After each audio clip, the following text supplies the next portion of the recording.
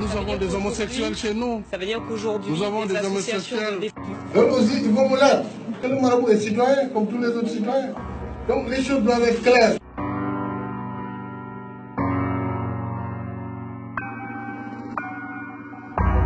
ñi ngi leen di nuyu di leen jaajëfal yéen ñi nga xam ne yéen abonné chaîne bi di xalaat ñi leen di dalalaat ci seen nouvelle vidéo comme ni nga ko waxee woon bi ñu jagleel ki nga xam ni mooy président Macky Sall. depuis quelques at ñuy wax ci li nga xamante ni nii mooy bokkam ci loge li nga xam ne ni mooy maçonnique maanaam franc-maçon.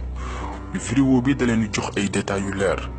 kañ la Macky Sall dugg ci li nga xam ne nii mooy secte maçonnique ñan ñooy ay parrainam naka lay wëy di réaliser li nga xam ne mooy projet franc-maçon yi fii ci Sénégal ak ay loi ay dispositifs ay projets yoo xam ne da koy teg ngir gën a yokku doole ñi nga xam ne nii ñooy franc-maçon yi fii nga xam ne mooy suñu réew di Sénégal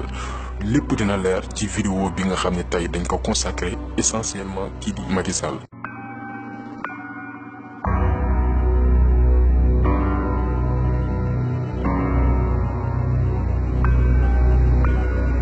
lépp mi ngi dooree en avril 2007 jamono jooju Macky Sall moo nekkoon premier ministre gouvernement wu Abdoulaye Wade. at boobu Jean-Michel Quilarde bi nga xam ne moo nekk maître loge bi gën a influente fu la nga xam ne mooy France muy Grand Orient ñëwoon def visite fii ci Sénégal li warloon visite bi mooy célébrer fanweeri anniversaire ki nga xam ne mooy loge Blaise Diagne fii ci Dakar. Blaise Diagne comme ni ma leen ko waxee woon ci benn vidéo bokk na ci li gën a may doole franc-maçon fii ci Sénégal mi ngi ko doon fësal weddi ko ñëpp xam nañ ko donc Jean-Michel Quilarde ñëwoon na fii Sénégal pour célébrer 30e anniversaire loge Blaise Diagne bi nga xam ne moo nekk Dakar. leneen lu waral visite ki nga xam ne mooy Jean-Michel Quilarde fii ci Sénégal mooy dooleelaat franc-maçonnerie fii nga xam ne nii mooy Sénégal parce que jamonoy 2007 dañu xaw a néew doole fi nga xam ne mooy Sénégal parce que amoon na kaawu Abdoulaye Wade bi parce que Abdoulaye Wade ñu bëri dañ ko doon jiiñ naan franc-maçon la à travers benn sortie bi mu def confirmer dëggal ni moom franc-maçon la woon waaye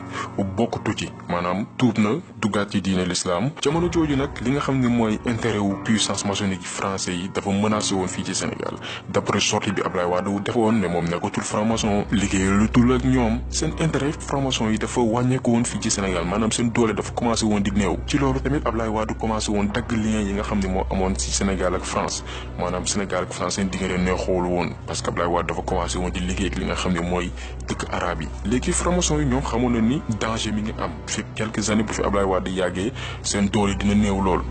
léegi Jean-Michel Quilarde ñëwoon ci séjour Dakar bi non seulement pour participer ci 30e anniversaire ki nga xam ne mooy loge Blaise Diagne mais aussi gën a xool naka la ñuy yaataleewaat naka la ñuy dëggalaatee seen bopp naka la ñuy dooleelaatee seen bopp fi nga xam ne mooy Sénégal. parce que pour xamal leen que ni franc-maçon yi comme ni mu leen koy faral di waxee ay nit yu am doole lañ dañuy toog di planifier seen avenir di xool yéen dëkk la ñu néewi doole essayer di fa renforcer wu di fa yokk seen doole ba mën a réaliser politique yi nga xam ne nii ñu ngi ko bëgg a nas jaarale ko ci yenn dëkk yi. ci noonu ñoom loge Jean-Michel Quilarde dañu ciblé woon ñetti personnes Idrissa Seck Alassane Dialy Ndiaye ministre de la République la woon ci nguuru Abdou Diouf ak Abdoulaye Wade et moom sax ñu bëri doon nañu wax appartenance am ci benn loge africaine te mosu ko wedde ak ki nga xamante ni nii mooy Macky Sall. ci ñetti nit ñooñu nag il fallait faire un choix maanaam il fallait que ñu jël ci kenn ci noonu Idi mun woon am chance bu bëri ndax jamono jooju ñu ngi koy wax ci wàllum détournement wu xaalis ci chantier Thiès ak yooyu noonu mu amoon ay problème ak li nga xam ne nii mooy nguuru Sénégal donc arrangé wul woon ñi nga xam ne ñooy franc-maçon yi parce que jàppoon nañu du mën a crédible ci li nga xam ne mooy buddu sénégalais yi.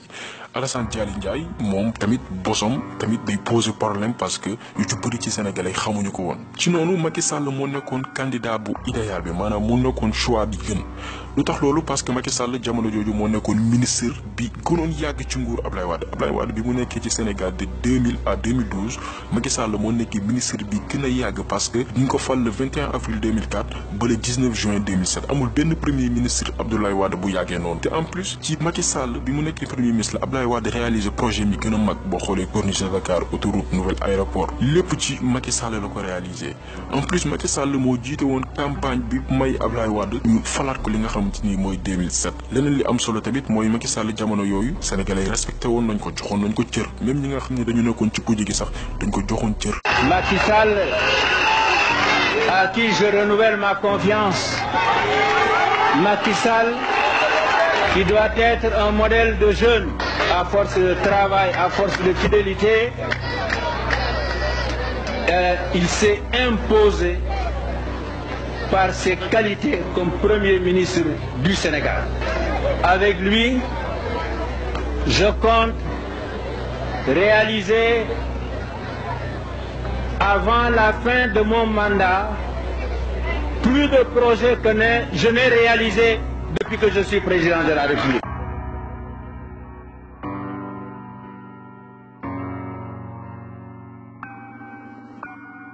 donc moom nit la woon boo xam ne dafa crédible en plus moo nekkoon benn choix bu idéal boo xam ne buñ ko ngembee mun na leen defal ñoom li ñu bëgg mën na réussir ñoom pari bi nga xamante ni defoon nañ ko musé woon nañ ko fi nga xamante ni nii mooy Sénégal. ci noonu la Jean-Michel Kilaré ci visitam bi mu ñëwoon def Sénégal rencontré ki nga xamante ni nii mooy Macky Sall ci visite privée boo ko déggee mooy visite boo xam ne kenn du ko teewee ñaari nit yi ko sekk ñoo koy teewee bu ngeen seetloo Jean-Michel Kilaré au lieu que mu dem rencontrer Abdoulaye Wade bi nga xam ne mooy président du Sénégal loolu xam ne mënul nekk parce que relation yi neexool woon dafa dem rencontrer li nga xamante ni nii mooy premier ministre am benn visite boo xam ni visite confidentielle la boo xam ne benn journaliste fekkeewu ko benn membre du gouvernement fekkeewu ko ku dul Jean-Michel Kilaré ak ki nga xamante ni nii mooy Macky Sall waaye di leen fàttali ni Jean-Michel Kilaré jamono jooju moo nekkoon maître loge bi gën a am doole fi nga xam ne mooy France muy Grand Orient.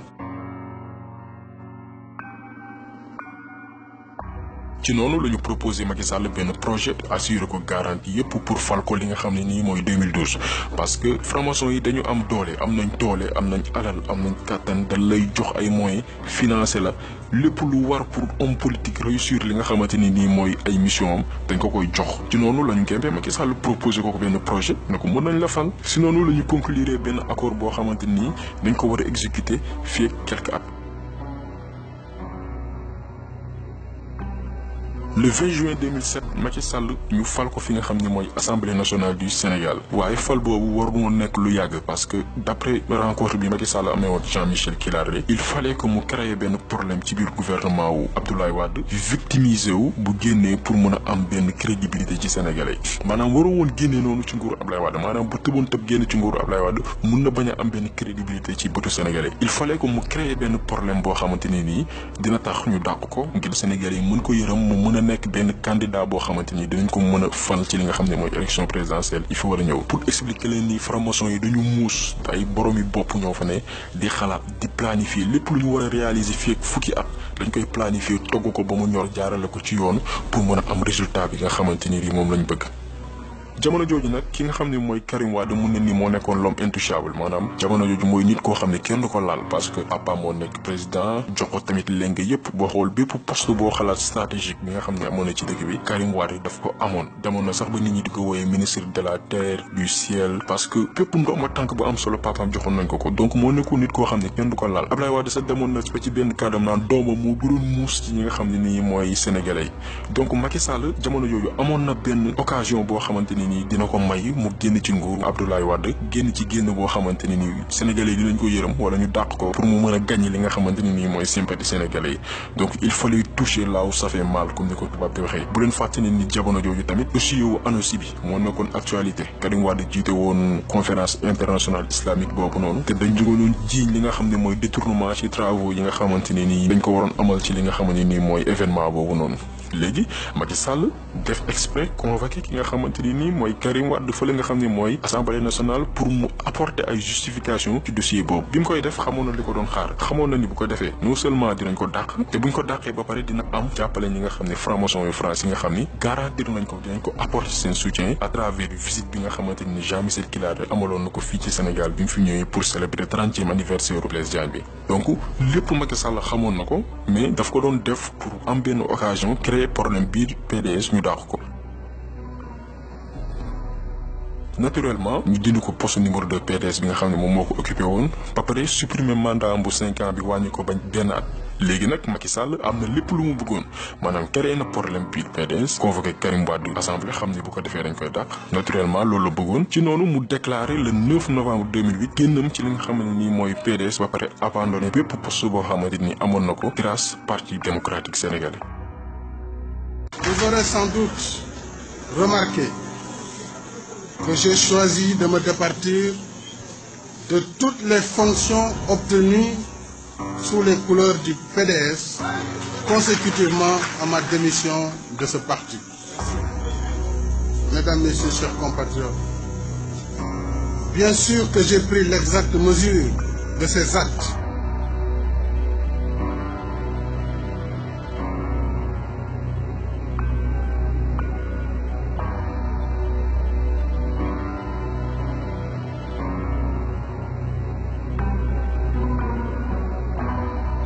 Le 1er décembre 2008 Macky Sall créé parti politique APR Alliance pour la République dinañ ci ñëw ci logo parti boobu noonu ak lan moo tax ñu choisir bopp fas bi comme mandarga li nga xamante ne nii mooy APR dinañ ci ñëw léegi.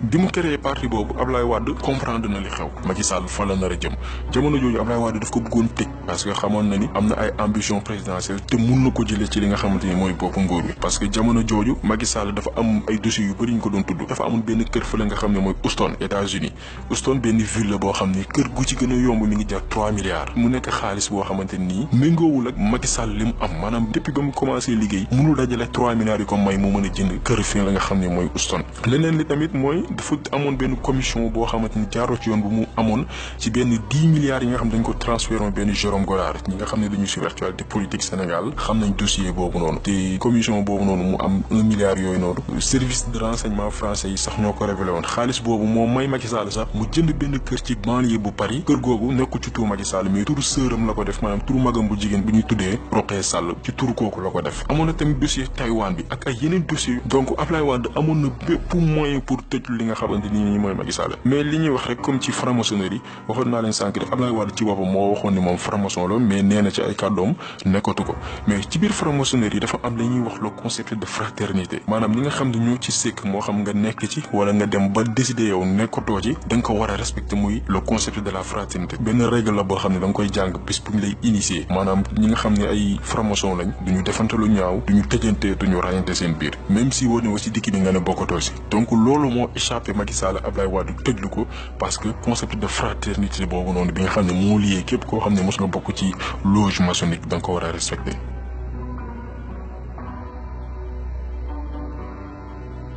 waxoon naa leen ko sànq ci noonu la Macky Sall créé APR jël li nga xamante ni mooy bopp fas def ko comme logo officiel li nga xamante ni nii mooy parti bi pour ñi xamul bopp fas boobu loolu lépp dara du ci hasard bopp fas bi day signifier li nga xam ne mooy le chevalier de l'ordre du temple benn symbole la boo xamante ne nii ci biir franc-maçonnerie dafay am signification bu forte moom ngeen gis ci image bii nii li muy wane mooy doole secte maçonnique bi nga xamante ne am na ko ngir wóyal ñoom seen mission bi nga xam ne bëgg nañ ko teg à travers projet bi ma la doon expliquer muy nouvel ordre mondial ci taxaw temm jàmmaarloog lépp loo xam ni taxaw na seen yoon ngir ñu faagaagal ko ngir mën a atteindre ñoom li nga xam ne mooy seen objectif loolu mooy signifier le chevalier de l'ordre du temple mooy signifier bopp fas bi nga xam ne moom ngeen gis ci logo APR bi moom ngeen gis fii ci image bi ay image maçonnique la nga xamante ni ñu ngi ko trouvé à travers des archives fas bi tamit dañ koy tuddee le cheval de l'apocalypse ay téere diine ni nga ko fa fekk li muy symboliser mooy xiirtal doomu aadama ci li nga xam ne nii mooy yàlla comme ni seytaane di duggee ci doomu aadama di ko def loolu xamante ni lu bon la. loolu lépp benn parenthèse pour que ngeen comprendre lan moo nëbbu ci ginnaaw logo APR bi nga xam ne Macky Sall def na ko gannaaw ba mu génnee PDS bi mu génnee PDS nag créé li nga xam ne mooy partem Macky Sall dafa envoyé lettre ki nga xam ne mooy Omar Bongo moo nekkoon ancien président wu Gabon te ki ko remplacé mooy doomam di Ali Bongo pour xamal nit ñi que ni pour dugg ci benn loge maçonnique da nga war a am li nga xam ne mooy parrain maanaam koo xam ne mooy moom lañ lay bàyyale Omar Bongo jamono jooju moo nekkoon grand maître loge bi nga xamante ne nii moo nekk Gabon moom moo doon diriger loge boobu noonu nga xam ne dafa affilié wu ak la grande loge maçonnique bi nga xam ne moo nekk France Omar Bongo moo jiite woon loge maçonnique boobu noonu même bu fekkee ne au début Grand Orient à travers Jean-Michel Kilaré moo sollicité woon Macky Sall par la suite dafa dem rejoindre grande loge de France bi nga xamante ne nii dañu am benn loge bi nekk Gabon te ki ko jiite mooy Omar Bongo nit ñu bëri am nañ même trajectoire bi boo jëlee ancien ministre socialiste France bi Marcel Semba dañ ko initié woon grande loge bu France en 1891 mais par la suite dafa rejoindre le Grand Orient de France en 1898 am na ay yeneen exemple c'est-à-dire que donte parfois loge duñu bokk idéologie mais di nga ci gis membre jógee ci loge bi dem ci loge bi au début Grand Orient moo sollicité woon Macky Sall mais à la fin dafa recourir ci li nga xamante ne nii mooy grande loge de France bi nga xam ne dañu am benn loge fi nga xam ne mooy Gabon ki ko dirigé mooy Omar Bongo bi nga xam ne dafa génn àdduna Omar Bongo moomu d'après ay sources moo parrainé Macky Sall te ki ko remplacé bi mu génn àdduna mooy dooma bi nga xam ne mooy Ali Bongo comme ni ma leen ko waxee yéen a ngi gis fii Ali Bongo moom même bi papaam génne àdduna biñ koy initié te ki ko initié mooy François Stéphanie moo nekk grand maître grande loge nationale maçonnique bi nekk ci France bi ma la doon wax léegi Stéphanie moomu rencontré na Macky Sall biñ ko falee ba pare am na rencontre bi mu am ak Macky Sall image baa nekk nii dinañ ci ñëwaat ci kanam ak yeneen leeral.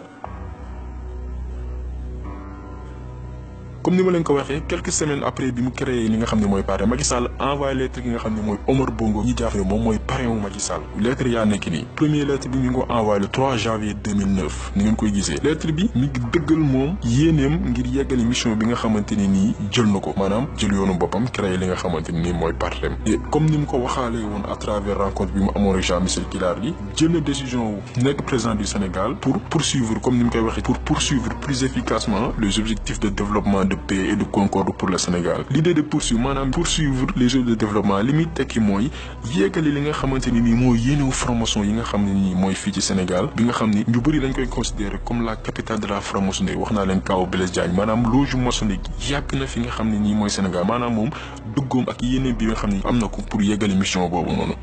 mu yaat yeggali ne dans cette entreprise nouvelle se sollicite vos conseils éclairés vos orientations et votre appui à tout point de vue maanaam mi ngi ñaan Omar Bongo li nga xam ne mooy ndimbalam ay conseils éclairés ça veut tout dire maanaam taxawu ki nga xam ne mooy Omar Bongo ci bépp fànn maanaam lépp leer na maanaam Macky Sall bi mu génnee PDS demul solliciter li nga xam ne mooy conseil ak ñaan fi nga xam ne mooy sëriñ si demul wut conseil ñaan fi nga xam ne ñooy homme politique sénégal yi nga xam ne am nañ expérience demul wut ay conseil wala ay ñaan chef d'état yi nga xam ne ñoo tappaloog Sénégal te nga xam ne am nañ expérience dafa dem ci ki nga xam ne mooy Omar Bongo bi nga xam ne mooy grand maître loge bi nga xam ne moo nekk Gabon lépp leer na ci li nga xamante ni mooy lettre yi deuxième lettre bi mi ngi nekk nii Macky Sall mi ko envoyé waat le 9 janvier 2009 bi ko Omar Bongo père spirituel am envoyé lettre confirmé li nga xamante ni ñoom ñaar mooy seen rencontre malheureusement nag rencontre bi mujjul am parce que Omar Bongo dañ ci tegee quelque temps dafa génn li nga xamante ni nii mooy àdduna loolu sax moo taxoon initiation wu li nga xam ne nii mooy Macky Sall à la grande loge du Gabon bi nga xamante ni naroon na ko conclure ak rencontre bi mu naroon am Omar Bongo avorté donc il fallait que mu attendre ñu introniser Ali Bongo ci boppu loge bi nga xamante ni moo nekk Gabon pour que moom mu mun a dem fi nga xamante ni mooy dëkk boobu. Ali Bongo ñu ngi ko introniser le samedi 31 octobre 2009 te waxoon naa leen ko sànq ki ko introniser mooy François Stéphanie di jiite moom it loge bi nekk France. ci noonu la Macky Sall dem Gabon le 11 septembre 2011 à quelques mois wu li nga xamante ne nii mooy élection présidentielle d'après ay sources même ci visite boobu noonu lañ ko initié te si la intégré loge France bi nga xamante ni dafa am affiliation ak grande loge bi nga xam ne moo nekk Gabon donc li ko dese woon mooy terminer li nga xamante ni mooy processus boobu noonu retourner fii nga xam ne mooy Sénégal yeggale li nga xam ne mooy campagne ci ndimbalu formation yi nga xam ni ñoo ko gémb jox ko ay moyens parce que bu leen fàtte ni ci ñetti at la Macky Sall def tuuru Sénégal Macky Sall ñetti at la wër Sénégal gi yëpp amul benn dëkk bu mu dugg dëkk yëpp dugg na fa dem bitim réew dem Europe dem Amérique pays africains yu bëri mu dem fa def li nga xam ne mooy campagne te ñu ci bëri posé wuñu question fan la jëlee xaalis boobu noonu maanaam temps bi mu nekkee nguur Abdoulaye Wade yëpp mënu fi dajale xaalis boo xamante ni mën na ko may mu def campagne boobu yooyu yëpp parce que campagne xaalis la ay milliards la di nga am ay oto di nga am ay carburant ñu bëri posé wuñ ces questions là parce que dañ ko ngemb ñu ko ngemb mooy franc-maçon yi wax naa leen du début ba fi ñu yegg si nii naka la demee naka lañ ko joxee ay moyens ci ñetti at mu bëri dëkk yëpp def ay campagne am ba dara desatu ko lu dul 2012 mu càmmaaru Abdoulaye Wade jëlee ko fi te loolu moo am. ci noonu élection yi ñëw naturellement mu gagné ko ci benn score bu large gagné bu amul benn werante le 25 mars 2012 ñu fal ko président de la République du Sénégal. Des jeunes qui sont venus célébrer ici la fin de l'ère d'Abdoulaye Wade et le début de l'ère Macky Sall. Ils sont venus ici parce qu'ils croient au changement, ils veulent du changement, ils veulent des prix des matières de première nécessité qui soient en baisse, ils veulent un changement, ils veulent du travail, ils veulent la fin du chômage, ils veulent le changement, ils sont venus le dire ici, mais ils ont aussi tenu à saluer la décision du président sortant Abdoulaye Wade, d'accepter sa défaite très rapidement. Donc on célèbre ce soir, l'heure n'est pas à la rancœur, c'est la célébration et on salue la démocratie au Sénégal.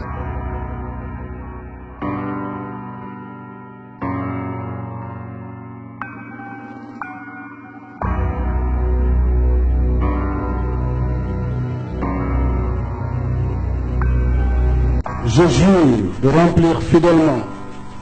la charge de président de la République du Sénégal, d'observer comme de faire observer scrupuleusement les dispositions de la Constitution et des lois, de consacrer toute mes forces à défendre les institutions constitutionnelles, l'intégrité du territoire et l'indépendance nationale. De ne ménager enfin aucun effort pour la réalisation de l'unité africaine. Le 2 avril fi nga xam ne mooy Dakar ñu investir li nga xam ne nii mooy Macky Sall waaye ñaari semaine dong lañ ci teg ci li nga xam ne mooy investiture am Macky Sall dem France pour rencontrer ñi nga xam ne ñoo ko fal. Après c'est la rencontré François Stéphanie bi ma leen doon wax grand maître de la grande loge de France bi nga xam ne moom tamit moo intronisé Ali Bongo bi nga xam ne moo nekk ci grande loge bi nekk Gabon bi bàyyam génne àdduna. li nit ñi war a comprendre mooy dara du hasard ci scénario bii nii amul dara lu ci nekk hasard lépp lañ ko planifié woon. Programmé ko ngir teg Macky Sall ci li nga xam mooy bopp Sénégal jox ko ay moyens jox ko ay oto jox ko alal mu war dëkk bi campagne pour teg ko ci bopp Sénégal lépp dañ ko planifié woon trajectoire bi ngeen di gis lépp lii la mi ngi nii dañ ko fal 2 semaines après ci la dem rencontré ñu ko fal mi ngi nii ñu ngi koy gis ak François Stéphanie mu koy nuyu di ko jox ñaari loxo. moo tax France tey lépp lu mu bëgg ci Sénégal da koy am France tey daanaka ñuy diriger Sénégal Macky Sall jiitewul Sénégal France ñuy orienté Sénégal parce que ñoo ko teg ci li mu nekk boo leen xoolee même bu ngeen xoolee ci image bi xool leen Macky Sall naka lay nuyoo ki nga xam ne mooy grand maître franc-maçon bi nga xamante ni nii moo nekk France nga comparé ko ak naka lay nuyoo ñi nga xam ne ñooy suñu kilifa diine parce que seytaane yi jaamu seytaane yi franc-maçon yi ñoom bu ñuy nuyu seen i njiit ne leen di nuyoo ak cër. ñu nit Sénégal am na suñu façon ñuy nuyu suñu sëriñ yi maanaam boo leen di nuyu di leen jox worma mais xoolal Macky Sall naka lay nuyoo franc-maçon ak naka lay nuyoo suñu kilifa diine yi xam ni quoi qu'il en soit ñun ñoom la ñu yaakaar parce que ñoom ñoo fi samp diine gi image yi boo ko comparé mi ngi nii xoolal ni muy nuyoo li nga xam ne mooy franc-maçon yi ak naka lay nuyoo li nga xam ne mooy suñu kilifa diine yi respecté wu leen faale wu leen njiitu franc-maçon la gën a jox cër que suñu kilifa diine yi nga xam ne ginnaaw yàlla ñoom la ñu yaakaar parce que ñoo fi samp diine gi boo ko xoolee fii mi ngi koy wax ci déclaration yi di wax ni kilifa diine yi nga xam ñoo ne Sénégal ay citoyen ordinaire là. Il faut me l'être. Que le marabout est citoyen comme tous les autres citoyens. Donc les choses doivent être claires. Pourquoi on voudrait aujourd'hui amener des problèmes particuliers ou un statut particulier pour marabout dans une république? Ça n'existera pas. Je le dis clairement. Une république démocratique et laïque. suñu kilifa diine ay citoyen ordinaire lañ mais franc-maçon yi nga xam ne ñoom lay nuyoo ñaari loxo duñu ay citoyen ordinaire parce que xam na leen respecté na leen ñoo ko teg fi nga xamante ni nii fa la nekk ñoom la gën a jox cër. Que le président sénégalais accompagné de son homologue Ali Bongo Ondimba arrive à Libreville. En décembre 2014 Macky Sall dellu fi nga xamante ne nii mooy Gabon pour visiter li nga xam ne mooy mausolée Omar Bongo maanaam Omar Bongo fi ñu ko denc pour xamal leen ni ci visite boobu Macky Sall mooy premier président africain bu visiter mausolée boobu noonu parce que Omar Bongo moo nekkoon parrain moom lañ ko bàyyilee woon donc c'est pas fortuit moom moo nekk président africain bi njëkk visiter mausolée boobu noonu depuis bi Omar Bongo génne àdduna. lii lépp ay preuve la yuy wane ni Macky Sall jaamu seytaane la faalewul suñu diine yi faalewul suñu tarixa yi lenn mooy objectif am biir Sénégal dooleel franc-maçon fii ci Sénégal may leen doole fii ci Sénégal jox leen lépp loo xam ne bëgg nañ ko fii ci Sénégal mu yombalale leen ko parce que ñoom ñoo ko jël jox ko ay mooy teg ko ci bopp réew mi.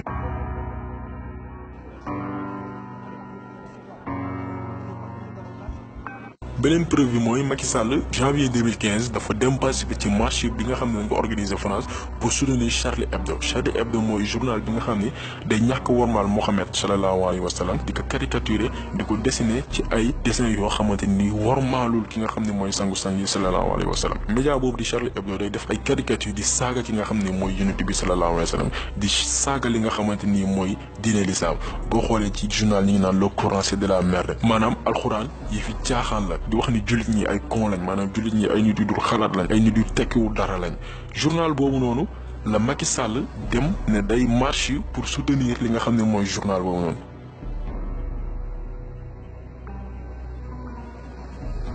Charlie Hebdo dañ leen attaqué woon ñu bëri ñu ngi koy fàttali ko te ñi leen attaqué mooy ay jullit yi nga xam ne dañu nekk France sonn ci li nga xam ne mooy provocation yi nga xam ne journal boobu mi ngi koy def ñu dem attaqué leen ba am ñi nga xamante ni nii am na ñu ci rey li nga xam ne nii benn tontu la boo xam ne lu normal la parce que tey bu fekkee sa diine dañ ko tooñ ngeen yàgg di boole di ko ñaxtu di ko kaas faale muñ leen yoon la ñu dem fayu te ñooñu noonu li ñu def buñ ci deewee àjjana lañ jëm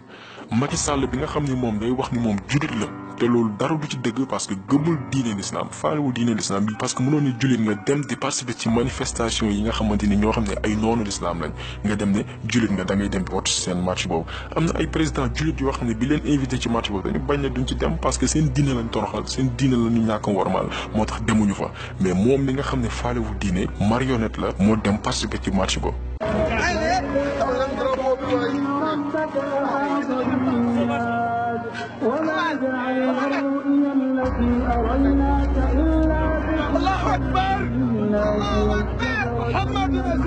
jamono jooju ay sénégalais ñi ngi fii ci Dakar di manifester di jooy di rey seen bopp ngir li nga xamante ne nii mooy tooñ bi nga xam ne Charlie Hebdo tooñ na ko seen diine di ñaan di julli ngir yàlla alak ñi nga xamante ne nii mooy journal boobu noonu ak ñëpp ñi nga xam ne ñoo leen jàppale. jamono jooju Macky Sall mi ngi France di jàppale Charlie Hebdo bi nga xamante nii tooñ Mohamed la dëkk suba ngoon saa yu defee dara te tooñu li nga xam ne mooy diine l'islam amuñ lu leen neex. ci même jamono jooju noonu imam Kolda bi nga xam ne moo ngi tudd Ibrahima Seye defoon benn xutba ne Macky Sall génn na ci diine l'islam gannaaw ba mu demee manifester fa li nga xam ne mooy Charlie Hebdo li nga xam ne ay wax la yoo xam ne dëgg la parce que ku dem bokk ci manifestation yi nga xam ne ay noonu l'islam lañ génn nga ci diine l'islam loolu lu leer la lu dëgg gu wér la. imam bi mu waxee loolu ñu tëj ko Macky Sall tëjlu ko ñu tëj ko kaso te biñ ko tëjee woon sax jotoon nañ ko bàyyi Macky Sall moo ne ñu tëjaat ko ci kaso bi moom mook imam Alioune Badara Ndao ñoo yem dañ leen tëj néewal leen doole jàpp leen tëj leen ci kaso bi te teguñu ko fenn. maanaam Macky Sall yematul rek ci li nga xam ne mooy dooleel li nga xam ne mooy seytaane yi fii ci Sénégal mais day tëj nitu diine yi nga xam ne dañuy ñaax askan wi di leen yee pour ñu xippi seen bët xool day def li muy def ba pare taxaw ne kenn du ko fi waxee di jaay doole nit ñi di noot diine di tëj ay imam mu nekk loo xam ne lu ñaaw la lenn moo leen tax a jóg mooy nax population bi di def li ñuy def te kenn du ko fi waxee pour lëndëmal xelu askan wi parce que ay jaamu seytaane lañ li leen tax a jóg mooy dooleel seytaane fi nga xam ne mooy Sénégal.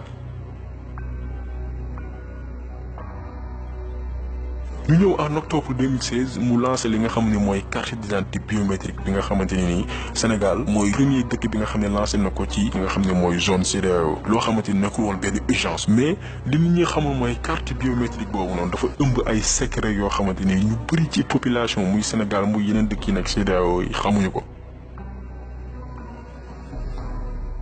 carte biométrique yi dafa bokk ci benn projet du nouvel ordre mondial bi nga xam ne li muy visé mooy contrôler population wu àdduna bi maanaam contrôler nit ñi nekk ci àdduna bi pour mën di leen manipuler dinañ ci ñëw ci léegi ak ay profil leer lan moo ne ci carte biométrique yooyu lan lañ ci def ak naka lañ ko defee pour contrôler population wu àdduna bi. ginnaaw ay pression yi nga xam ne jot na ko Macky Sall lancé li nga xamante ni mooy campagne création li nga xam ne mooy carte biométrique yi bi nga xam ne waxuma la sax secret yi nga xam ne ëmb na ko mais daf ci lax luubalu xaalis bu jéggi dayoo parce que Sénégal ñi ngi dépensé 50 milliards pour créer li nga xam ne si mooy 6 millions de cartes juróom benn million carte alors que Algérie bi nga xam ne ñoom 24 millions la ñu war a créer ci carte ñi ngi dépensé seulement 7 milliards Sénégal 6 millions de cartes 50 milliards la dépensé Algérie mi ngi dépensé seulement 7 milliards pour 24 millions de cartes te cartes yi même les mêmes cartes yi c'est des cartes biométriques Mali bi nga xam ne mooy suñu pays dëkkandoo bi nga xam ne moom lañ dendal moom pour 17 millions de cartes donc mi ngi dépassé 13 milliards non seulement dañu jàmbaarloog li nga xam ne mooy benn nguur seytaane boo xam ne lu bon moo leen tax a jóg mais aussi nguur boo xamante ni dañuy profiter li nga xam ne mooy seen mandat pour am alal ngir profito parce que ay baadoola lañ yoo xamante ni dañuy profito ci nguuru bi non seulement pour doole seytaane fii Sénégal mais tamit ngir mën a am alal laataa ñu fiy jugee. pour ñëwaat ci carte yi lan moo nekk ci carte yi carte biométrique boo jël dafa am li ñuy woowee puce électronique da ngeen gis ci image bi ngeen gis képp koo xamante ni yaa ngi carte bi jàppal ni ñi lay contrôler maanaam dafa am puce électronique mooy permettre ñuy contrôler nit ñi formation yi ñoo ko créé et dëkk boo xam ne bokk nga ci politique boobu noonu da ngay intégrer li nga xam ne mooy puce électronique boobu pour que say population puce électronique boobu mën leen topp mën a nekk ci ñoom pour que ñoom ñu mën a contrôler li nga xam ne mooy nit ñi boo demee ci États-Unis wala en Europe am na ñoo xam ni puce électronique bi seen yaram lañ koy def da leen koy injecté comme ay piqûre di ko def seen yaram mais da leen di nax maanaam li leen di naxee mooy bu dee xale yi sàccum xale yi la ñuy profité ne waaw dañ koy def ci xale yi pour mën leen surveiller donc bu mu leen bett sax bu ñu demee ba rajo fréquence d'identification yooyu noonu ñu ne dañ koy def xale yi pour aar leen parce que ñoom ñooy dem di sàcc xale yi ba pare ñu war en retour ne dañ leen di protéger pour def leen ay puces électroniques pour ñu mën leen di leen surveiller xon naa leen ko mooy yoonu franc-maçon yi mooy seen logique maanaam créer des problèmes pour apporter des solutions maanaam franc-maçon yi dañuy ñëw créer problème ci biir réew ñëw ne solution baa ngi alors que solution bi lenn moo walal muy réaliser li nga xam ne mooy seen objectif de départ donc aux États-Unis en Europe dañuy injecter nit ñi li nga xam ne mooy puce électronique moo xam muy mag ñi wala muy xale yi pour affaire problème de sécurité alors que du ay problème de sécurité liñ ci jublu mooy surveiller nit ñi topp nit ñi di leen topp du jour au lendemain en plus puce boobu noonu yamul ci contrôler nit ki kese di ko topp mais dafa am benn impact psychologique bu ñuy def ci bopp nit ki nga xam ne moo détenir li nga xam ne nii mooy puce électronique boobu ñu ngi koy tuddee la marque de la bête maanaam mandarga li nga xamante ne nii mooy seytaane benn la ci projet li nga xam ne mooy nouvel ordre mondial yi bi nga xam ni wax naa la ko non seulement day surveiller nit ñi mais dafa am ay aspects psychotroniques yoo xamante ni day jouer ci bopp nit ki ci xelam ak ci xalaatam benn harcèlement la bi nga xamante ni commencé na même am ay conséquences ci yenn villes yi boo demee États-Unis am na ay conséquences yu mu am ci ay doomu aadama boo gisee ci image yi ñii ay nit la yoo xamante ni ay victimes lañ ci puce électronique boobu noonu parce que ay nit la yoo xam ne dañ leen di manipuler ci seen bopp dañuy toog di dégg ay bruit di dégg ay wax yoo xam ne day ñëw ci seen bopp ñu koy dégg seeni nopp alors que puce électronique yooyu moo ko waral am na ay organisation yu taxaw sax pour xeex loolu noonu fële nga xam ne mooy États-Unis parce que les francs-maçons dañu am benn satellite bu puissant boo xam ne nii mooy contrôler ces puces là di manipuler nit ñi dans leur tête satellite boobu noonu mun na dem ba ñaax nit ñi ci ñuy def ay choses yoo xam ne ñoom sax du seen coobar alors que puce électronique yooyu noonu ñoo ko waral tey carte biométrique bu ci ne am na benn puce électronique bi nga xamante ni nii moom moo ci ne pour xamal leen naka la franc-maçonnerie amee doole fii ci Sénégal ak jéego yi nga xam ni mi ngi koy teg yu am doole yoo xamante ni lépp mi ngi xew ci askan wi xamuñ ci dara parce que kenn leeralu leen lan moo nëbbu ci ginnaaw li leen di proposer bis bu nekk.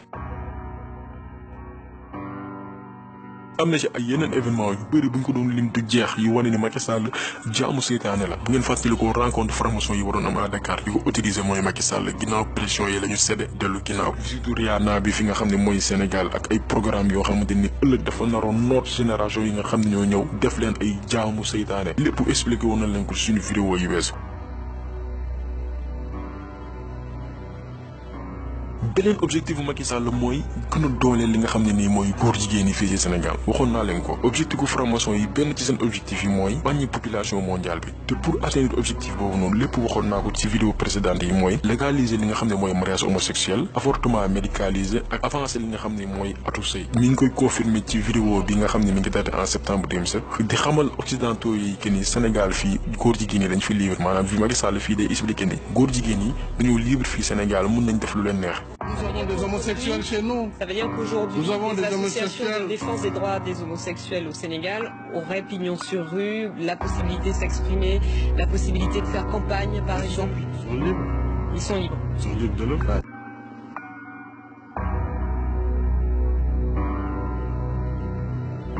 lii lépp day expliquer ni moom promesse yi nga xam ne mi ngi koy tenir ñi nga xam ne ñooy ay chefam ñi nga xam ne ñoo ko diriger pour dalal seen xel di leen xamal projet yi nga xam ne moom diggaale na nga ko ne mi ngi koy respecté fii ci Sénégal dina li dëggal loolu noonu mooy ci référendum bu 20 mars 2016 bi ci point yi nga xam ne daf ko proposé woon dafa am benn réforme boo xamante ni li ko tax a jóg mooy reconnaître de nouveaux droits aux citoyens de nouveaux droits boo ko déggee mooy ay droits yoo xamante kenn spécifié wu ko maanaam nouveaux droits yooyu kenn leeralu ko ci li nga xam ne mooy charte boobu nouveaux droits yooyu li mu ëmb mooy ku ci nekk am nga droit wu sëy doomu aadama bu la neex moo xam ngeen bokk sexe wala sax mu nekk mala donc nouveau droit yooyu noonu loolu lay undu mu propose ko ci référendum 20 mars 2016 ñu voté ko.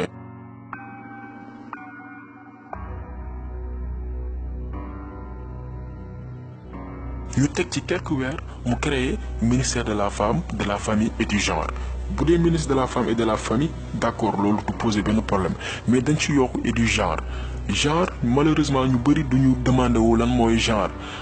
benn idéologie la boo xamante nii ñu ko njëkk a développé mooy ay lobby homosexuel maanaam ay groupement homosexuel ak benn mouvement bu ñu tuddee LGBT mi ngi signifié lesbienne gay bisexuel transgenre lépp maanaam góor jigéen lesbienne ak yeneen ñi nga xam ni dañuy def mooy yàlla di sëy ci sëy boo xamante ni dëppoowul ak li nga xamante ni mooy doomu aadama noonu la war a sëy dafa am benn ministère spécifique boo xam ne Macky Sall moo ko créé pour protéger ñooñu noonu loo boobu noonu li nit ñi war a comprendre mooy Macky Sall moom xam na ni fii Sénégal mënu fi voter benn loi boo xam day légaliser mariage homosexuel parce que dëkk la boo xam ne ñu ngëma fi nekk Sénégal ku fi nekkul jullit catholique maanaam dëkku croyant la donc xam na ni mënu fee voter loi parce que bu ko defee askan wi dina retourner contre moom waaye day def ay dispositions ci suuf maanaam day teg ay règles yoo xam ne day permettre góor jigéen yi ñuy def seen activité ci nu mu leen soobee fii ci Sénégal te dara du leen ci fekk boo xoolee bu ngeen defee seetlu Sénégal duñ fi tëj góor jigéen kenn mënu leen fi tëj gis ngeen fi ay exemple yu bëri ci jamono yu weesu téye nañ fi ay homosexuels ci suba nga leen di jàpp bàyyi leen ce qui veut dire que ni fii Sénégal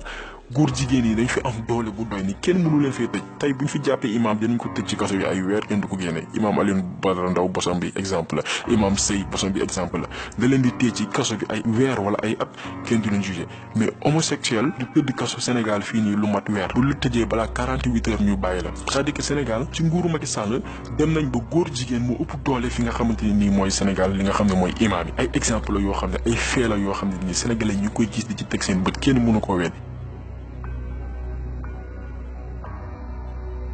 donc askan wi ñi nga xam ne ñooy sénégalais yi nañu jël seen responsabilité balaa béy di woy mbuus comme ni ko olof di waxee yéen ko gisal seen boobu lépp acte boo xam ne Macky Sall posé na ko depuis bi ñu ko falee en 2012 mi ngi jëm ci dooleel franc-maçon yi dooleel góor jigéen yi xeex li nga xam ne mooy imaam yi ak sàcc alalu askan wi jaamu seytaane la ma répété ko encore une fois liggéeyam mooy dooleel li nga xam ne mission bi nga xam ne franc-maçon yi dooree nañ ko depuis Blaise Diagne di ko yeggale ba tey loolu mooy yéenewu Macky Sall fi nga xam ne mooy Sénégal marionnette la boo xamante ni nii protéger intérêt France moo ko tax a jóg parce que ñoom ñoo ko jox ay moyens ba mu toog ci bopp réew bi nga xam ne ni mooy Sénégal te loo si ne li nga xam ne mooy armée française signé na li nga xam ne mooy les APE bi nga xam ne day dem ba néewal doole li nga xam ne mooy secteur informel Abdoulaye Wade ak lu ñu ko mënti waxal bañoon na ni du signé accord boobu nga xam ne mooy les APE ñu tuddee ko accord de partenariat économique bi nga xam ni day permettre li nga xam ne mooy européens yi rawatina français yi installé wu fii Sénégal am ay avantages fiscaux yoo xamante ni tey bitig Sénégal bi nga xam ne day jaayee ñaar fukk ñoom bu ñu ñëwee mën nañ ko jaayee fukk ak juróom wala fukki dërëm bu ko defee day daaneel jaaykat yi nga xam ne ñoo nekk Sénégal amuñu qualification professionnelle jànguñ da leen di daaneel et la preuve en est que tey supermarché français yëpp ñi ngi fii Sénégal mën nga citer ay Auchan ay Sidi Dia ñi ngi fi Sénégal di jaayee lu gën a yomb suñu boutique yi dañuy jaayee te loolu lépp dara tax koo jóg loolu dooleel français yi néewal doole li nga xam ne ñooy sénégalais yi fi nekk en plus li waral ni Macky Sall liggéey tax koo jóg jamono yi mu fi amee problème ak Karim Wade dañ leen daf ko woo pour leeral li nga xam ne mooy alalu askan wi loolu lépp du dëgg ay planification li mu defoon pour génn nguuru Abdoulaye Wade la loolu noonu bu fekkoon dëgg la ci moom tey du jël sàcc yi nga xamante ni nii ak raykatu nit yi nga xam ne ñoo nekkoon ci nguuru Abdoulaye Wade indiwaat leen ci gouvernement maanaam lépp lu mu doon wax au début dara du ci dëgg dara dugguwul ci moom boo xoolee sàcc yi nekkoon ci nguuru Abdoulaye Wade yeeg yëpp ñu ngi ci moom mun nga lim Awa Ndiaye Sitor Ndour Bayla Wane Ousmane Ngom buñ doon lim du jeex ñëpp ñu ngi daw ci nguuru Macky Sall daw làqu ci moom parce que moom moo leen protéger moom moo leen aar alors que tey ci kaso bi la leen waroon fekk gëmul Sénégal faalewul Sénégal respecté wul Sénégal benn mission la am mooy yeggali mission Blaise Diagne bi nga xam ne tàmbale woon na ko fii ci Sénégal def Sénégal li nga xam ne mooy capitalu franc-maçonnerie fi nga xam ne mooy Afrique de l'Ouest donc na Sénégalais yeew pare ngir jëlee fi Macky Sall fi nga xam ne mooy bopp Sénégal li ko mooy dëkk bi dina yegg foo xamante ni du doon lu nga xam ne moo ñu gënal ñii di sëriñ yi ñi nga xam ne am nañ xam-xam ñi nga xam ne mën nañ ñaan ku ci julli ngalawaay na nga ñaan ngir Macky Sall suñu borom jëlee ko fi te yàlla rek tax dinañ def lépp nag pour toog ci bopp nguur gi dinañ jënd ay nit dinañ corrompre ay nit dinañ jéem a nax kilifa diine yi nga xam ne ñu ci bëri lii xew ci réew mi amaana yëguñu ko parce que buñ ko yëgoon wax nañ ci dinañ yàq xaalisu réew mi donc nag Sénégalais xam li ñu bëgg laata mbir mi di yegg foo xamante ni du ñu neex parce que lépp lu ci mënti am ñun ñooy payer les pots cassés suñu doom yi ñooy payer les pots cassés génération bi ñëw ñooy payer les pots cassés te yàlla bis bu demee bay mbugal du bàyyi kenn moo xam nga def wala defoo ñëpp lay boole mbugal donc nañu sauver suñu Sénégal jëlee fi Macky Sall parce que bu amee deuxième mandat mooy suñu torox tànge deuxième mandat wu Macky Sall fii ci Sénégal mooy suñu torox tànge donc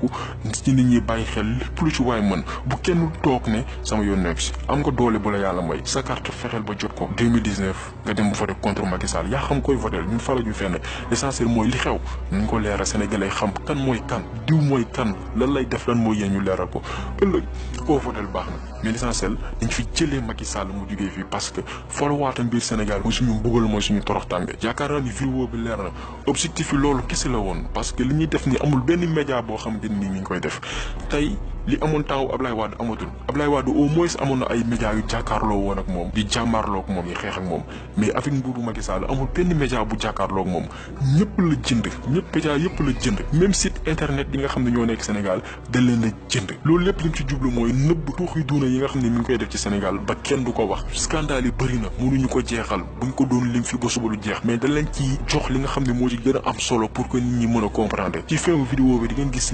liste boo xamante ne nii njabootu Macky Sall famille ak ñi nga xam ne ñoo ko jege pouvoir yi nga xam ne ndomba tànk yi nga xam ne am na ko maanaam temps Ablaye Wade doomam kese lañ doon wax Karim Wade loolu tax ñu jëlee ko fi maanaam li taxoon ñu jëlee fi Ablaye Wade lu raw la fi def Ablaye Wade doomam lañ doon wax mais moom tey dafa jël ay famille am ñu ko jege ak ay xaritam ak i mbokk ñëpp dajale leen ci nguur yi maanaam dañuy profité ay baadoola yi nekk ci nguur lañ yoo xamante nii dañuy profité laataa ñu fiy jógee ngir ñu am alal dinañ leen woon ci fin vidéo bi liste ñëpp ñi nga xamante ni Macky Sall dajale na leen ci nguur gi rien que pour profité lekk alalu askan wi dooleel seytaane yi fii ci suñu réew yàq Sénégal pare dem seen yoon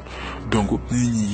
nit ñi yeewu vidéo tay bi loolu la ñi ngi demandé ñëpp nag ñu partager vidéo bi képp koo xam ne Sénégal nga bëgg képp koo xamante ni pare nga pour jàpp ci xeex pour jële fi Macky Sall ak ay ñoñam na nga partager vidéo bi képp kuy sénégalais mun ci jot bu leen fàtte aussi abonné ñu ngi leen di jox dig daje beneen yoon ak beneen vidéo ci beneen sujet bu am solo boo xamante ni li ñu tax a jóg rek mooy développer suñu réew dooleel Sénégal ba Sénégal mën a mel li nga xamante ni moo ñu gën a ñu ngi leen di gërëm di leen jaajëfal di leen jox dig daje beneen yoon